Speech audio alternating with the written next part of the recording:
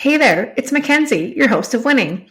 We're looking for sponsors for the podcast. If you have a business that you would like to promote to thousands of people, send us an email at podcastwinning@gmail.com or send us a message on social media. I cannot wait to hear from you. Now on to the show.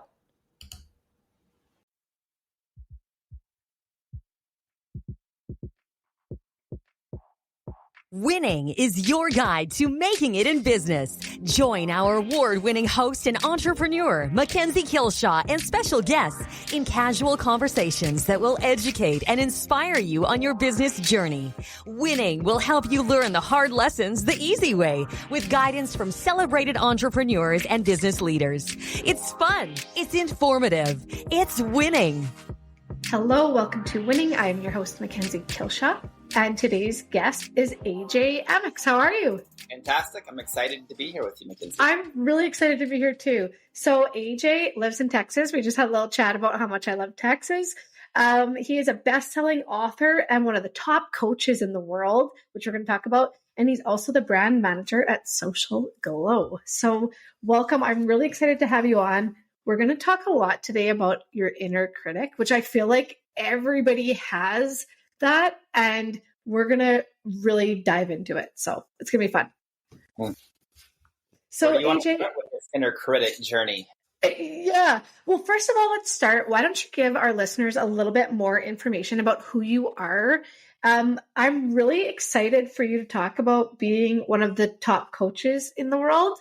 And I know you've got some accolades there, but let's just start. Give the audience an idea of who you are, and then we'll get into it. Yeah, so this was actually a really hard question for me to answer these days. Like the simple answer is like I'm just a redneck East Texan farm boy who's had this crazy career. I'm only 38, but I've done professional musicianship where I was in a band and we had record offers, and I transitioned into social media marketing, and then I taught at Creative Live and was like a Twitter marketing expert, and then I transitioned into having my own social media marketing agency, and then transitioned into coaching, and then writing books, and then leading events on 2 different continents. And it's just kind of been this ever-evolving journey of being a human. And so on one side, this is exactly like you said, like I guess I'm a best-selling author and I'm one of the top coaches in the world according to HubSpot. I decided I wanted to really consult and sit like as a brand manager, I guess is what I'd be called for Social Glow, because I believe in the software and what we're doing and what we're creating. I'm also a husband and a father. I have a daughter that's 4. And I also realize like I'm none of those things either, right? Like I'm just an ordinary human. I'm nothing special. And at the same time, of course, I'm special just like you and everybody else that's listening. And so it's just an interesting dichotomy to be like, well, who am I? And yeah, I don't know really, you know? Yeah. You know what? I love that you say that, because I have interviewed a lot of people and done the podcast, of course, met a lot of people who have all of these awards and accolades and whatnot. And every person still says, I'm just like me, I'm just a girl from Saskatchewan, or you're just a guy from Texas. Like at the end of the day, we just are who we are, but we can still be really proud of these accomplishments, right? Totally. Yeah. Yeah. And I'm kind of sitting in this place where for so much of my life, I guess I've been a high achiever for sure. Like you name it, I have set out to accomplish it. And I've always accomplished what I've set out to do. But it was always like to feel an internal void. Like I want to be recognized. I want to be seen. And then that led to this performance-based identity. And the past several years, and I guess it's been all of this time really, but definitely the past 2 years, very deeply, like unraveling that whole performance-based identity to where now I can still go achieve things and create things, but I'm not necessarily attached to the outcome. And even, I'm not there yet, but I feel like I'm close to getting there, to even being attached to the timing of it. You know, like I can vision cast and I can set like, I think I'd like to get there by this time, but I'm not like attached to it. And this is kind of falling back into life and is seeing like, where is life actually going to support me and going? And I think it's going to be over there, but it may not be. And I may end up over here, and that's okay too. So it's a very weird dichotomy. What changed for you to get, like you said, in the last 2 years? Was it when COVID happened? Was it just something in yourself, or what changed that you weren't so attached? So great question. The short answer is my wife was diagnosed with cancer 2 years ago. And so for me, COVID was easy. COVID's like, yeah, whatever. Like, and we won't go into all of that, but it is what it is. But then when my wife's cancer surfaced, it surfaced a lot in me. It surfaced a lot in her too. And I didn't know, but like 70 or 80% of couples, if one of them goes through cancer, I think it's like 70 or 80% within 3 years of their diagnosis end up in a divorce. And I could totally see it because it's a very intense journey that surfaces all of your deepest, darkest demons that you haven't dealt with, right? And her side too, like she used to be terribly afraid of being alone and powerless. And then boom, it's like, and this is the gift of COVID. It's like, deal with your shadows, humanity. There's no way around it. You are going to see them. You are going to deal with it, right? And if not, exit, or you're distressed and you're overwhelmed, or whatever, however you choose to navigate that. So for me, it was definitely cancer. But I also believe that all of us have this thing that is our unconscious. Like there's three parts of us. There's what we know. There's what we don't know. And then there's what we don't know that we don't know, right? Yeah. And so things are not a problem if we know how to work with them, or if we're, oh yeah, I know this, not a problem. It's not really even a problem if we don't know it. Like we're like, oh, I know that I don't know that. That's fine. I can talk to Mackenzie. I can reach out to this coach. I could go to this therapist. I could read this book. I could watch this documentary. But then there's this whole spectrum that's like, I don't even know what I do not know. And then in the Eastern religion or philosophy or in Hinduism, a lot of the ancient yogis, they would identify with ignorance, which us Westerners are like, what do you mean you would identify with ignorance? That seems absolutely absurd. But I get it. Like, they're like, well, look, if I identify with what I know, I'm very limited. But if I can identify with like, nah, I don't know, I'm just bumbling about as a human, trying to figure it out just as you, then there's this myriad of possibilities where wisdom can exist, because we're sitting in this space of like, I don't know. And so with the unconscious, I find that our conscious self and our unconscious, it lets things kind of bubble up from underneath the surface when it knows that we have the capacity to navigate them. It's like we have this really fantastic body and this energetic being that's like, all right, there's all of this stuff, whether it's this lifetime or past lifetimes potentially, I don't know, maybe. There's all this stuff stored in this memory thing known as me. And then somehow my unconscious, and this is for every person, as they go about life, it's like, ooh, let's let that up. Ooh, let's let this up.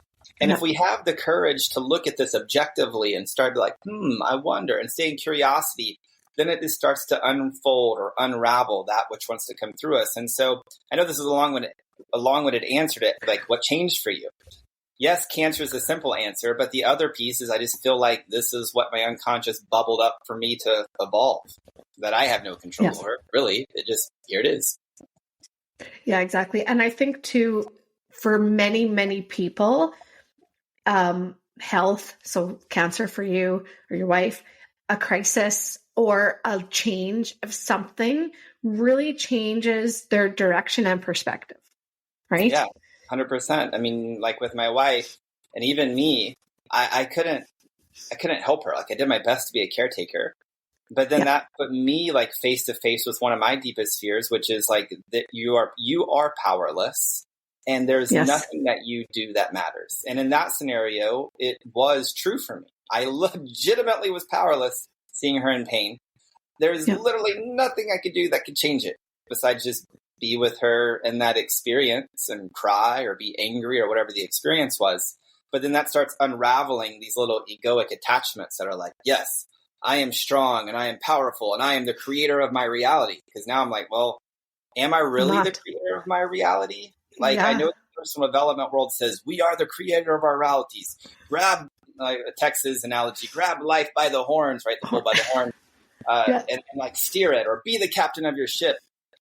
And there's relevance and there's power, and I'm not negating it because it's like, well, do you just go into a caste system like we do in India? I'm like, this is my lot. Let me just be apathetic. This is my fate. That doesn't seem like a powerful experience for me to be in. On the other side of that ditch, it's like, oh, I am in control of everything. If I don't like it, I can change it. And that can become extremely stressful. And so it's like, how do we live in the tension between those two paradoxes? Like, is there an and also? Is there a way to kind of navigate both of them and live in this gray space rather than the either or?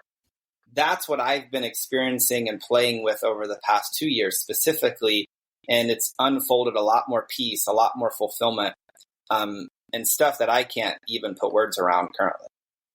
Yeah. And probably 5 years ago, if someone would have said to you, you're going to be in this spot now, you would say no, right? Yeah. Like, no, I'll still care about, not that you don't care, but you're still thinking you'll be where you thought you would be, right? I did not have a health crisis in my life, but I got married and I lived 3 hours away from my husband and stepson. And I also made a life change. I sold my business. I moved. I got a job, which I had not had a job in 10 years because I was an entrepreneur. So I feel like I relate a little bit to that because 5 or 6 years ago, if somebody would have said, oh, you're going to sell your business, I would have said, there's not a chance. I'll never sell my business, right? And life unfolds and things happen that we didn't ever realize would happen. I've always had a weird relationship with life where I've never really been attached to this is the way things will go for me. And I don't even know why, but I've always kind of, at least intellectually or conceptually, set in this place of like, maybe. And it reminds me of like that Zen adage where like there's a whole story where this farmer and the son, and like they call the son to war, and then the neighbors are like, oh, this is terrible. Your son's been called to war. And then the farmer's is kind of like, well, maybe. Well, and then the boy is on the horse and he gets thrown off and he breaks his leg, and the neighbors come over the next day and like, oh, this is terrible. Your son's broke his leg. And it's like, well, maybe. And it goes on and on and on through these different scenarios. And every time it all worked out. And so it was like the Zen adage. It's like, maybe, right? Maybe, which is just kind of the Zen adage of being unattached. So for whatever reason, I've always kind of looked at life. So if somebody would have said, you're going to be this, maybe, I mean, I don't know, maybe. But I definitely still have always had attachments like, well, I really want that desire. So how do I make that happen? I mean, that's winning for me, right? Which is what this podcast is all about, is like winning. And that begs the question for me over the past 2 years, what is winning? What does that even mean? Yeah. And it changes because what winning was to you 5 years ago is not what it is to you now. Exactly. 100%. And you've done, I mean, from going from a musician with like potential, obviously if you had record deals or offers, and then to social media and to coaching and to, I mean, that's a lot of change in not many years. Yes. I always feel like the pace of life in which I experience is crazy. I feel like within 2 years, my wife and I will experience 10 years of change that most people would experience. Example. Yeah. We just bought this house that we're living in today in October of 2020, so during COVID. So we bought this house. Before we bought this house, we gutted it, completely remodeled it. And so we've been here for 3 years now. We've remodeled the property. We've traveled and spent summers in Europe, and we're building a tiny home in the back, right? All of that's happened within 3 years, not to mention the cancer on top of that, not to mention putting my daughter into school and her starting school. Not to mention the stuff that like I feel like I'm stronger and healthier than ever right now. My wife, same thing. She's stronger, healthier. And so it's just like the pace and that we live life is it's very fast. Is what it feels like. You're on fast forward. Yeah. But people probably say to you, how do you do all of that? Right? How do you have the time to do all that? How did you do all of that? It's just we all have time. It's just like, how are we consciously pointing and directing that time? It's like money. Yep. Money is this finite resource, but it's also infinite, at least the way that I relate to it. It's kind of like literally currency, like the ocean current or the river current. It ebbs and it flows. It comes in and it comes out. And so one could attach to it, and we could relate to a lot of stress with this thing that we call money, and we could make identity stories with this thing that we call money. Or we just come back to a principle of like, it doesn't mean anything about me, whether I have a lot or I have little. That's right. It's just like a river coming out in it. And it's like, how am I going to stand in the midst of this river? And how am I going to use my brain power to direct its flow? No right or wrong. You want to direct its flow into a Ferrari? Fantastic. Go do that. You want to direct it into a Pinto? Fantastic. You go do that. Like, however you want to direct its flow, it's up to you. Time is this way. And so we could either be a victim to this thing that we call time, and experience it rather linearly. And one way of being that would be like, if we have a fear of death, it's like, oh, I only have so many days left. And so like, there's this place I got to get. And there's another time just to like, time's relative. Time is. And then again, how are we going to direct it? And even if we have plans, and this has been one of my journeys because it's time blocking and learning all the productivity things. And then I can become attached to that. I'm like, oh, but I had this block for 9 o'clock. I was supposed to get my workout, but the child's sick. Oh, I hate life. Like what? And it's like, oh, okay, well, these are just riverbanks. Like I have time blocks and those are riverbanks and those are my intentions for the day. But it's going to change. Life's going to like throw me a curveball. And then how can I just trust the ebb and flow while still taking responsibility to do my best to create the riverbanks of life to flow through? That's a great analogy. And I think that works for success too, because it really is to each people will say like, AJ, you're so successful. But success to you could be very different than what it is to me 100%. And the next person, right? Totally. That's great. You can, yeah. And I think too, for a lot of people, success is money, right? Success is that they have unlimited money. But like you just said, it's not that's not really the way it is. No, a lot of people, and myself included, had done this for a really long time. And I find myself still doing it. So I'm at the point of this time where I think it's part of the beingness of being human. And we create these things that my friend Jonathan Hess and I call them success equations. And success equations, there are these equations that's like, well, when I have A, B, or C, or when I become 1, 2, 3, then I will be successful. But here's the problem when we run a success equation. We get A, B, C, we become 1, 2, 3, and then we move it. And we're like, oh no, it's X, Y, Z. It's 99, 98, 97, right? And then we go on the journey to create that, but we still don't feel this thing, this experience called success. And if we're not careful, and a lot of people do this, we just keep chasing this never-ending horizon. Till one day we wake up and we have a midlife crisis, or we're just like, I hate life, or I'm stuck, or I'm burnt out, or I've had enough of it. And really it comes back to like, what are the values that you feel that you're here to uphold? No right or wrong. Like there's a whole myriad of possibilities, and your values are probably different than mine, or they're nuanced, right? And you're going to have a top value that's different than my top value. And whoever's listening to this, they're going to have a top value that's different than both of our top values. And so the real question is like, are you living in integrity, and are you embracing unconditional love with your value hierarchy? If so, then that's all you can do. And these kind of become the riverbanks for this thing called success. The best picture I could paint is like if one of the riverbanks is your values, and the other riverbank is this thing we call integrity, honoring your word, being your word, and then also like unconditional love, then that allows this like human experience to like flow through. And just like a river, when a river is flowing through, like if we look at I'll stay with the American analogy, but you could think of any river that whoever's ever listening to this, they can think of a river wherever they're at. When the river is flowing through, let's say the Grand Canyon is made out of sandstone. As the river of life is flowing through, it's moving minuscule pieces of sand, moment by moment by moment by moment by moment. So the river is literally changing, and it's evolving, even its shape throughout the years. It's evolving and changing, and we could zoom way out like a macro level and be like, wow, look at the path of that river, which is always changing. Our life is no different. Like our life force is going to flow through, again, our values, our integrity, our unconditional love. And then we can suck ourselves out of that 10 years from now and look down on our life and go, wow, look at that beautiful expression, right?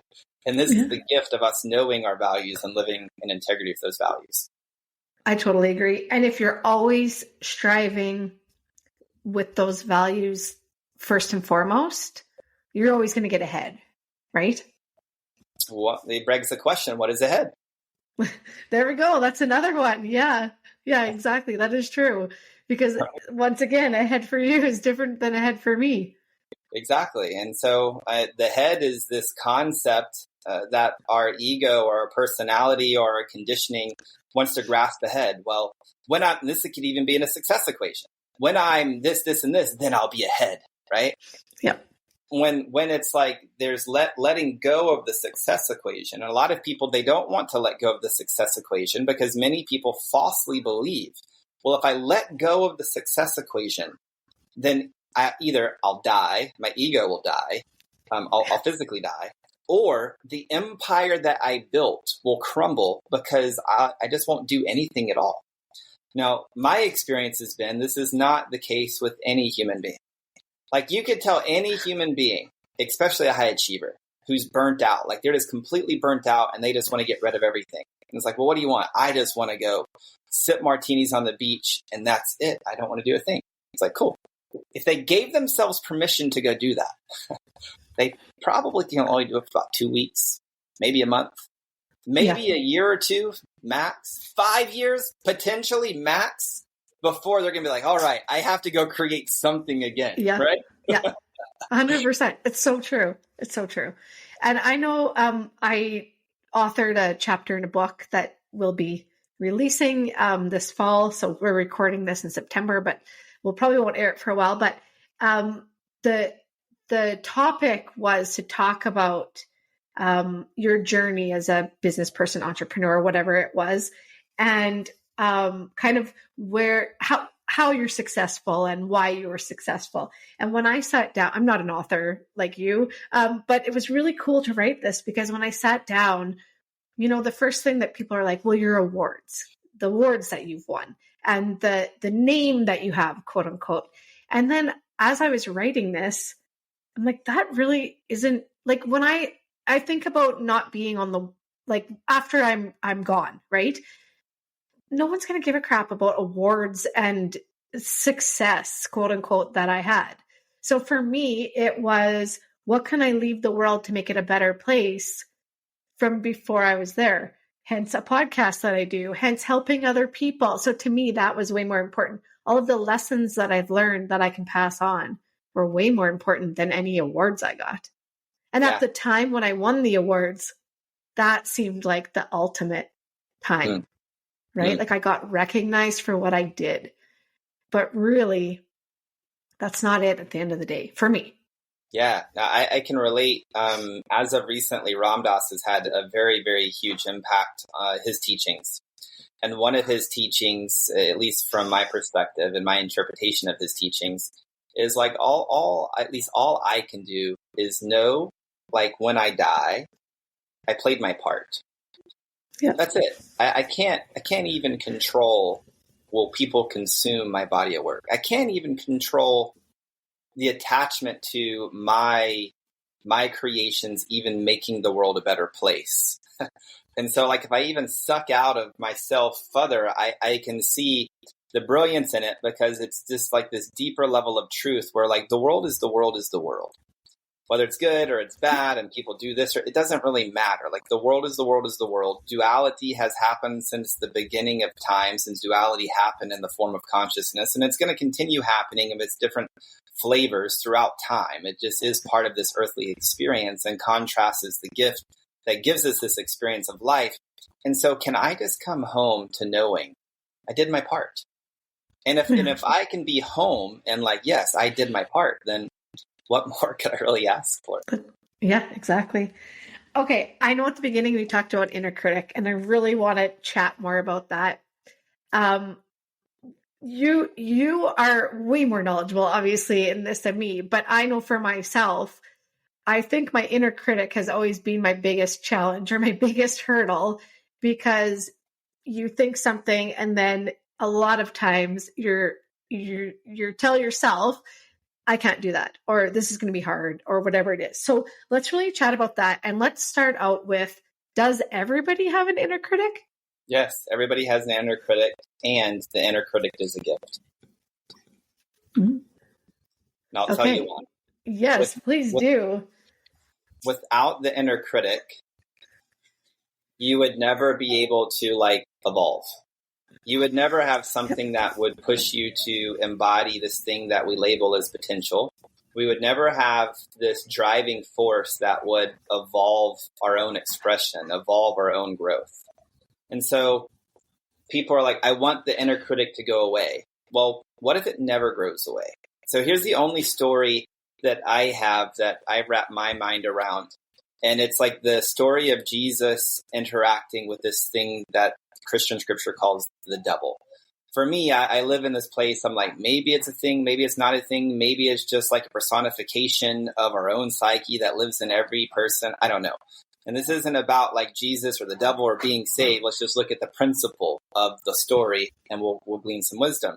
So Jesus is wrestling with the devil, not really wrestling, but he's being tempted. He's like, well, you could have the city. You could have this. You could have this, is what Satan is telling Jesus.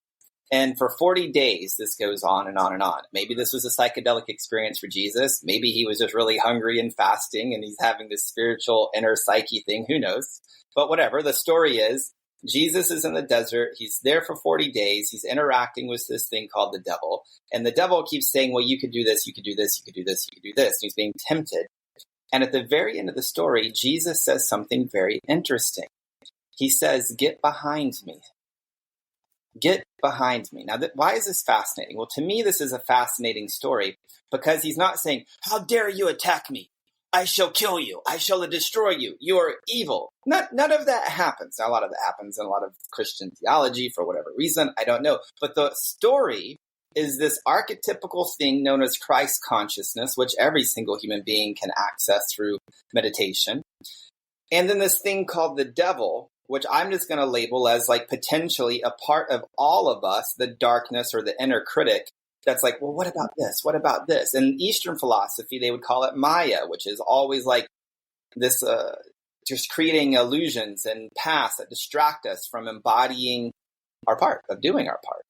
And so it's like, well, rather than trying to relate to the inner critic as it's our enemy, we must go on a mission to hunt it down and seek and destroy it. What if we just befriended it?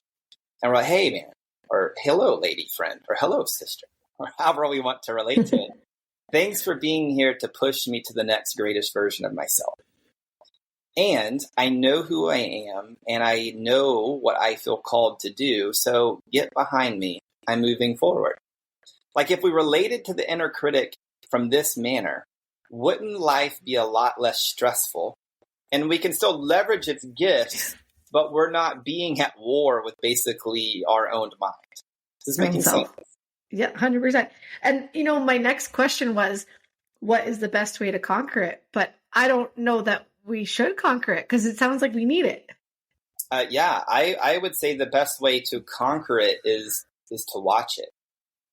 And so, again, this comes back to a little bit of Ram Dass, but it's a lot of different yogis and philosophers and different religions. It's like, well, who am I really? Like, am I thoughts? Am I my emotions? Am I this body? Am I AJ Amyx? On like one side of the coin, yes. And on the other side of the coin, no. I can be kind of this thing that we call the observer or the witnesser. And so like even yesterday, I found myself, like my daughter got on her gate and I was like breaking the gate and I lost my temper and I was like, please get off the gate. Right. And then she's like, ah. And so I was like, why did I choose anger in that moment? Well, I understand because I've done enough inner work and I have enough emotional intelligence, which is like, well, anger just means like it's an emotion because I have this desire for change. It's like, okay, well, I had a desire for her not to break the gate, right? Mm-hmm.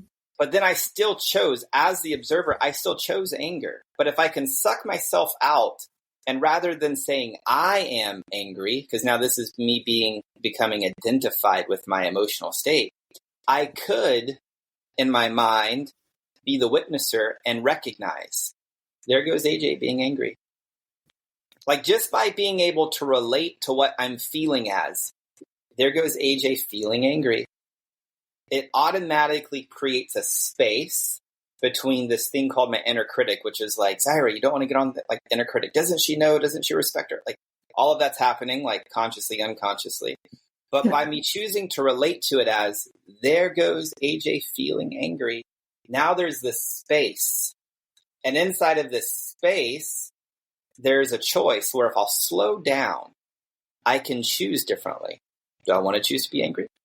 Is wisdom choosing to be angry because maybe this is what serves? Because I can't say never be angry because sometimes anger is required in life for certain situations. Sometimes wisdom is like, no, anger needs to be unleashed in this certain situation to return things back to order because this is too chaotic. And that's even questionable, I guess, depending on how far we take it. But we do live in a society, like we do have a human experience, right? And so this is what I would say, like objectively, like, can we start just saying there is whatever we're experiencing? And can we cultivate enough awareness to start noticing there is so-and-so feeling sad, feeling alone, feeling depressed, feeling angry, feeling stressed. Now we have a space, and what is it that we choose to do from there, which would come back to what we were talking about 10 minutes ago, which would be being in integrity with our value hierarchy.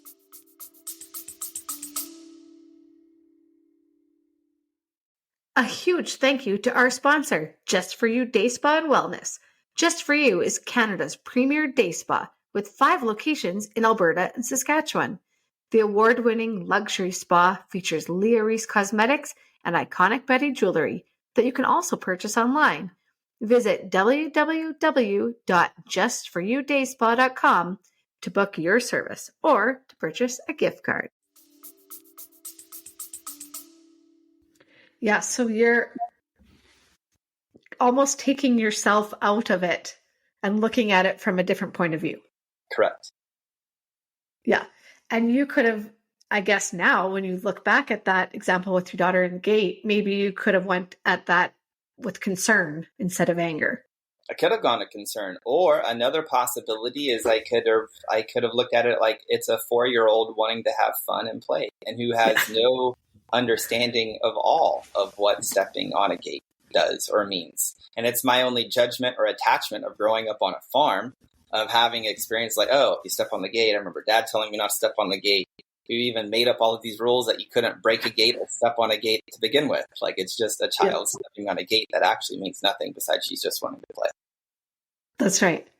What a different perspective that gave you from anger to it's just a child, right? Like, I love that advice. I guess it is because we usually just react. We don't often reflect back on the reaction and why we did that, right?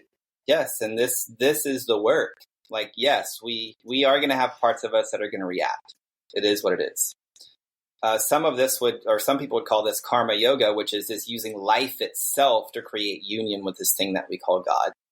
Where it's like life itself is going to bring you lessons, bring you triggers, bring you the exact learning experience to help bring you back home. And can you cultivate enough sense of awareness to let life do what it does to bring you back home into union with this thing that we call God or consciousness or source or spirit or universe or nothing or science or whatever frame somebody has. And that requires cultivating awareness. And then rather than reacting, can we respond? And how do we want to respond? And this comes back to the river analogy of like values and integrity and unconditional love. If we find ourselves reacting, well, can we have enough unconditional love, meaning unconditional acceptance for self, and to have enough self-forgiveness to then recommit to responding rather than reacting? And the more that we can continue playing this game of found myself reacting, I love myself, I forgive myself, I release myself, and then coming back into integrity, then we're going to eventually, over time, get stronger and stronger in our ability to respond moment by moment by moment by moment. Yep. And it's really important to be conscious of this, right? We have to really think about it when we're in these situations. Yeah. It's kind of no different than just training yourself to do any sport or anything that we do, right? At the beginning, we're terrible at it. We're absolutely terrible. But the more that we do the thing, the more that we practice that thing, the better we get to a point where, like, let's say driving, for instance, I don't even think about driving. I remember there was a time in college, I drove all the way from Abilene, Texas, all the way to my home in East Texas and 7 Points, Texas. That's about a 4.5 hour drive. I drove from Abilene to Fort Worth, and I was like, how did I get to Fort Worth? Yeah. That was like a 2-hour stretch. I don't know who drove between Abilene and Fort Worth. It was me driving, but it wasn't me driving. But somehow it died. You know what I mean? Yeah. oftentimes you're driving and you're like, where am I? Did I already pass this? And you think, holy crap, how do you not know where you are? But it's true. It's almost becomes unconscious. Exactly. An unconscious part of you. Exactly. So why is it important for us to limit our inner critic? Well, if we don't limit the inner critic, and the best analogy I could give, it's almost like you're the driver of your car, and the inner critic is like in the back seat being like, turn right, turn left. Don't you know you needed a U-turn? And this is going to shape based upon our culture, our value systems, our life experiences. Some people have said it this way, which is like the voice of the parents become the voice of the child, right? And so that inner critic typically is those voices, and it's not just the parents, it's also the religious and the teachers, and all of your environment growing up starts forming the voice of how that inner critic comes through. But it's like you're driving the car and that's in the back seat, just, saying stuff or joking, or it's different things for different people. And so if we're not careful, it's just like, I've had enough of this. Here's the keys to the car, inner critic. Just drive the car. And the inner critic will either take us to a place where we're like, I didn't want to be in Las Vegas. I actually wanted to be up in Saskatchewan. Why am I in Las Vegas? And now we're frustrated because we're here in Canada when we wanted to be in Las Vegas. Or it's just going to drive it into the ditch and the whole car's on fire. And we're like, my whole life is on fire. What's going on? So there's this level of responsibility to have the awareness to realize you're not your inner critic. It's a part of this thing that maybe we're going to say is us, is you. But it's not you. And so it's like, how could you relate to that inner critic as if you were a mom or you're a dad who's driving a car and you had these kids, this yelling in the back seat. One way would be like, shut up, little kids, and smack them or whatever, or maybe kick them, or maybe we go more extreme, we throw them in the trunk. I don't know what you do, right? And stop the car. That was always the threat. I'm going to stop the car, right? We don't know what's going to happen then, but you certainly stop doing it.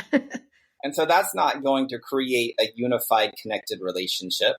And so it's like, how could you meet this inner critic, again, as a friend, and get curious, hey, what is your need? What do you really got going on? Seek to understand this and then lead. Another picture would be, it's almost like you walking up a mountain and you're hiking up this mountain with a child.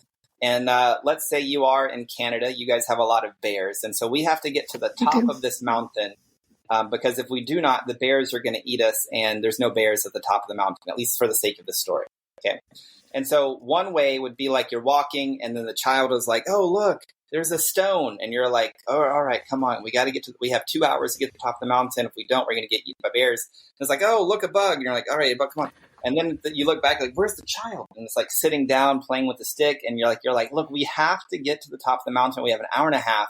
If we do not get there, we're both going to die. Right? And this is how we relate to our inner critic, oftentimes unconsciously at least.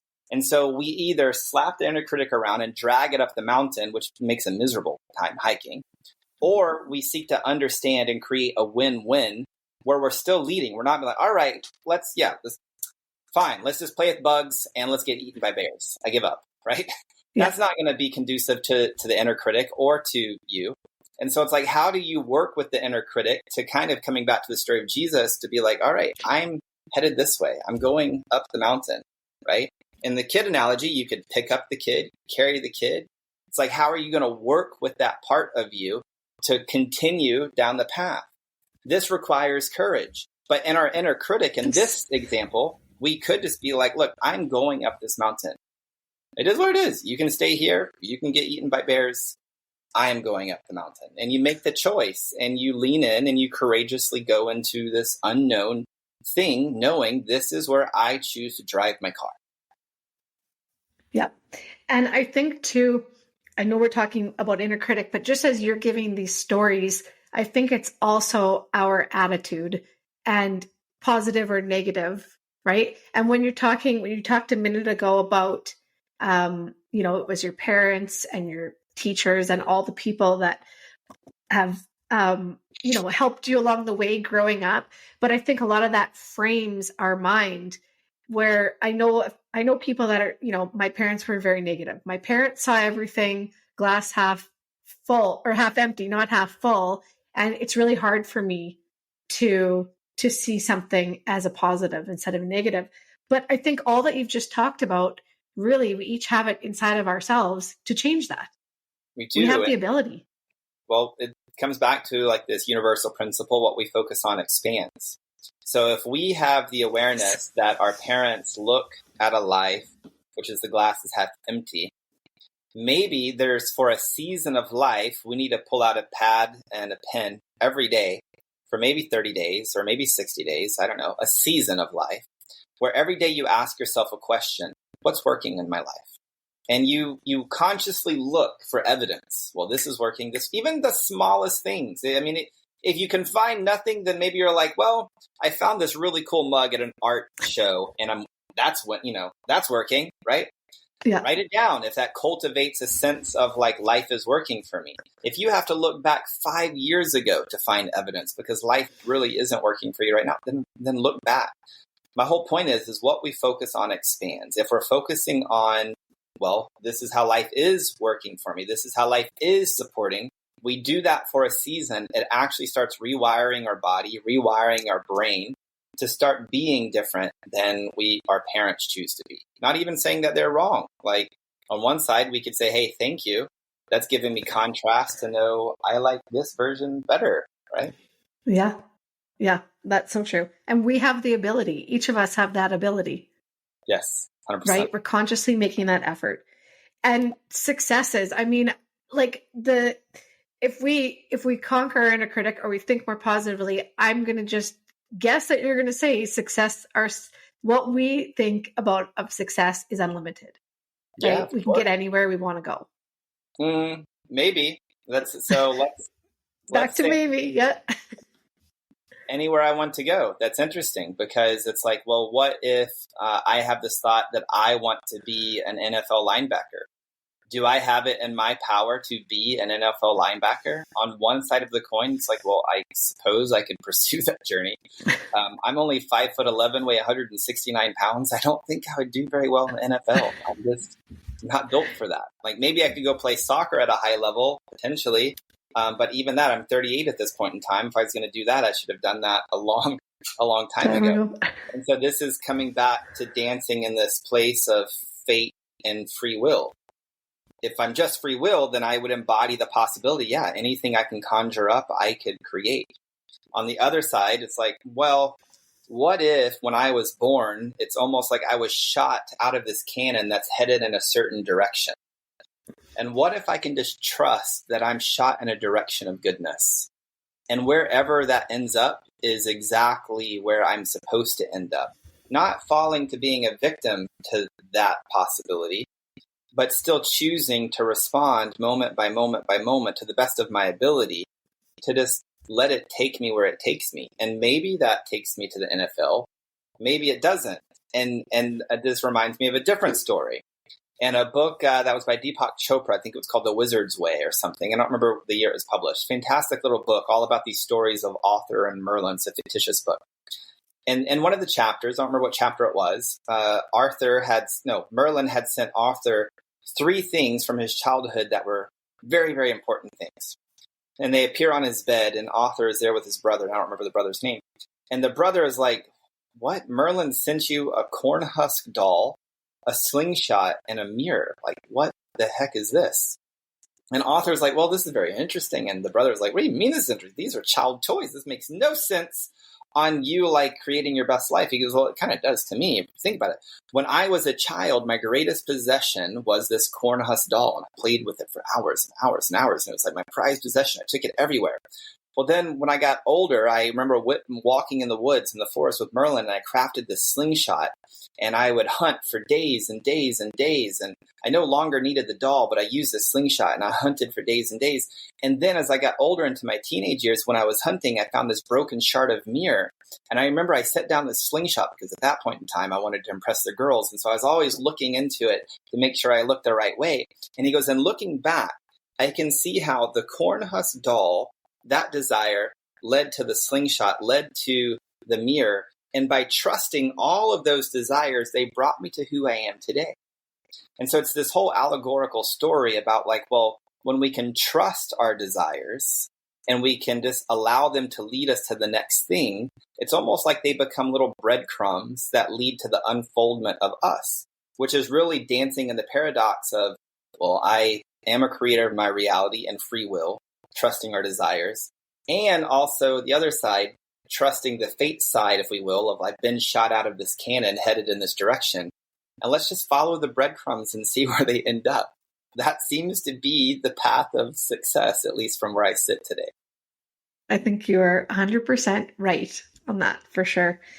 Do you have a most important lesson that you can share for our listeners? Something you've learned along the way that you really value? Yeah, one of the biggest lessons, at least for me, and it seems to be resonant for about 70% of humanity, is you have nothing to prove or defend. Like absolutely nothing. Nothing. You have nothing to prove or defend. You can go accomplish whatever you want to accomplish. You can go create whatever it is that you're called to create and do your best at it. That's it. And the real question is like, do you approve of yourself? That's it. Like everything else is a complete trap that's going to lead to frustration, burnout, plateaus, stuckness. It's only a matter of time. And so can you come back home to really realizing and embracing the fullness of life, realizing you have nothing to prove or defend? And I always ask if you had something you would wish you had known. Was a kind of tricky question, or something you could tell your younger self, and maybe that's it, that you have nothing to prove or defend.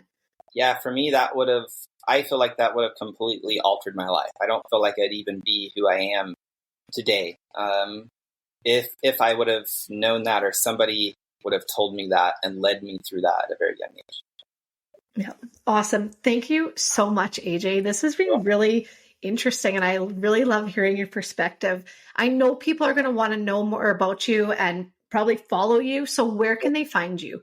Yeah, just go to socialglow.com. That's where you can find me. It's where you can see the content. That's where I point everybody. So just go to socialglow.com. Awesome. Thank you so much, AJ. I really appreciate you being on. And for everybody listening, thanks for tuning in, and we'll see you on the next episode. Thanks for listening to Winning. Be sure to subscribe to get all of our new episodes. If you enjoyed this episode and you'd like to help support the podcast, please share it with others, post about it on social media, and leave a rating and review wherever you listen to Winning. To catch all of the latest from us, you can follow Winning Podcast on Instagram at winning_podcast, Facebook at Winning Podcast, and on Twitter at Winning Pod. Winning was created and is produced by me, Mackenzie Killshaw. Music created by Summer Furby. Editing by Seth Armstrong. Special thanks to Shauna Foster for voicing our opening. And of course, a huge thank you to this episode's guest. Thanks again for listening, and I'll see you on the next episode.